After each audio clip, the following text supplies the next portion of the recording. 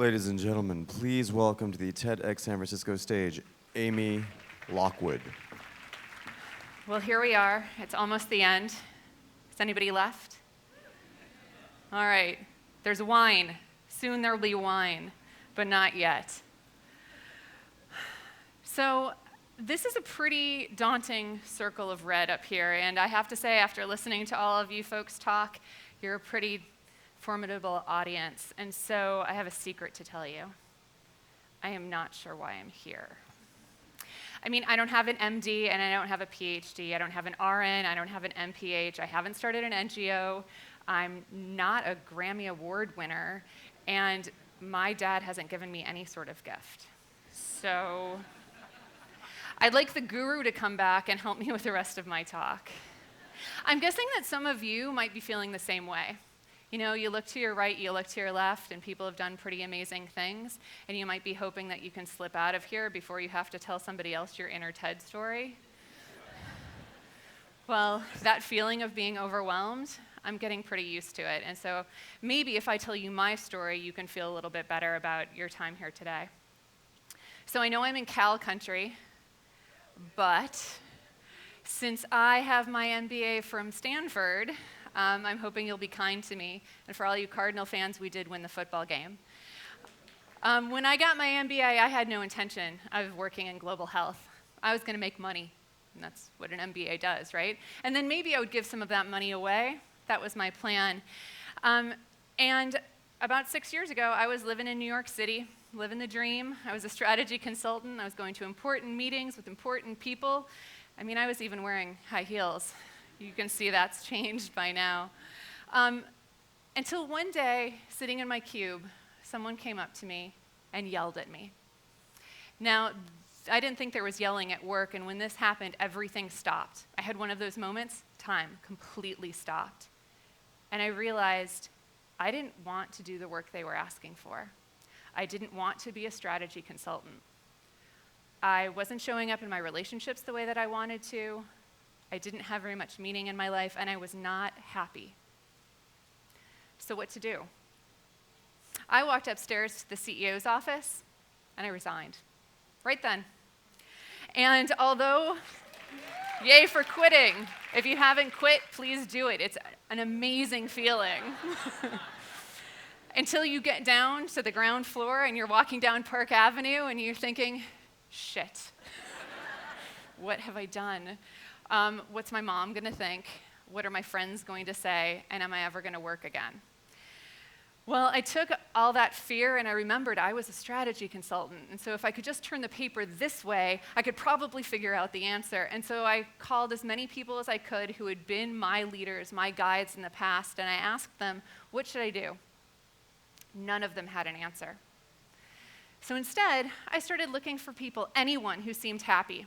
And if I met you through a friend of a friend, or I saw you at a bar and you had a smile on your face, I would take you out for coffee. I drank a lot of coffee those months. I drank a lot in general those months. But it turned out I found the secret to happiness. And it was that people who were happy, to me, seemed to be giving back to other people. Seemed good. Now I just had to figure out how to get some of that. That was a harder story. I didn't have any skills. What was I going to do? Go work in the inner city around education? I didn't know anything about that, and I really didn't like children that much.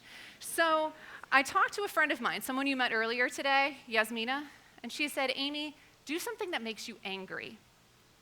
Well, if you know me, you know that when I get angry, I get busy. And when I get busy, stuff gets done.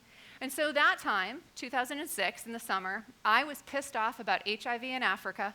Go figure. I had seen that we were able to manage it here in the US, and I knew some people that were HIV positive, and they seemed to be living healthy and productive lives. And I just thought, it's stupid that we haven't figured this out somewhere else. People must either not understand or be lazy, and it was probably a management problem, and so I was the one that was poised to fix it. And so I called people looking for a job, and I got a lot of no's, a lot of, sorry, there's nothing really here for you, and don't worry, we'll call you if something comes up. And eventually they did. I got a call from the Clinton Foundation, and they asked me to get on an airplane and go to Geneva and work with some folks at the WHO on a proposal about lopinavir, ritonavir, and reducing prices of drugs, and that we would be able to serve all sorts of people around the world who needed care in HIV. I got on the plane. I was pretty excited. I knew this was my chance. I didn't tell them I didn't know what the WHO meant. Well, after a couple of weeks working with an amazing team, I saw that really I was able to use my business skills for good. I wrote a lot of presentations, we made a lot of good progress, and eventually we got this very large grant. And so I took all the confidence I had from those couple of weeks and understanding the WHO with me to rural Rwanda. I'd never been to Rwanda, I'd never been to East Africa before, and when I got there, I was sent to go work in the Partners in Health Hospital with Paul Farmer, who you may have heard of. Well, my job was to use my business skills, and I was there to figure out how much it cost per patient per year to treat them for HIV. And so we went about that with a large team looking at the costs of how do you get care to people who live in rural areas. How did the health center work? And how much did the drugs cost? And all of that was interesting. We came up with a number, 27. And I felt pretty good about the number 27. But it didn't make me feel nearly as good or really as interested as what I learned about the people that we were serving, the people that I was there to help. And I wanted to learn a little bit more about this, but another secret, I hated the hospital. When I'd go to the hospital, there was pain and suffering and death, and I couldn't do anything about it. I had an MBA, not an MD.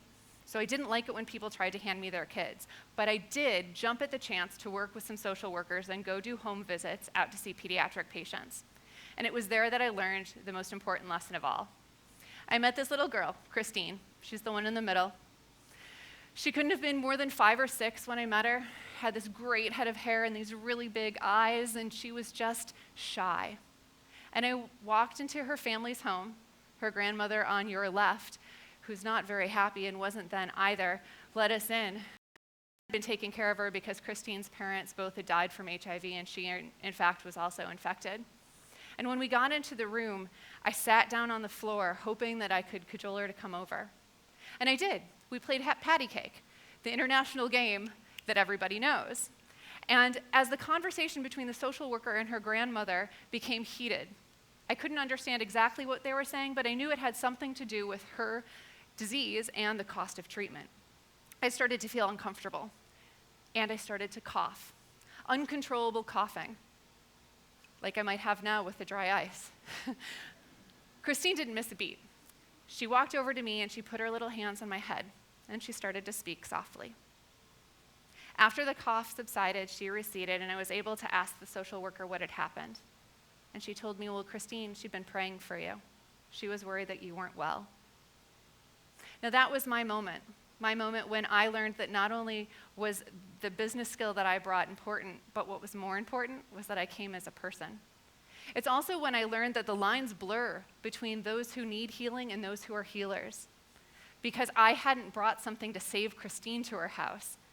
I just brought myself, and with me came all of that suffering. And Christine was my healer. And so I knew that together we might do something that could change the course of the work. And we might be able to find a way to make her happier. Now, Christine is in high school now. She's doing quite well. And she's a lot taller, but still has that crazy head of hair. And I look back at that lesson, as a lot of you have heard today, we all have these moments. Maybe you've got a moment. Maybe you're waiting for your moment.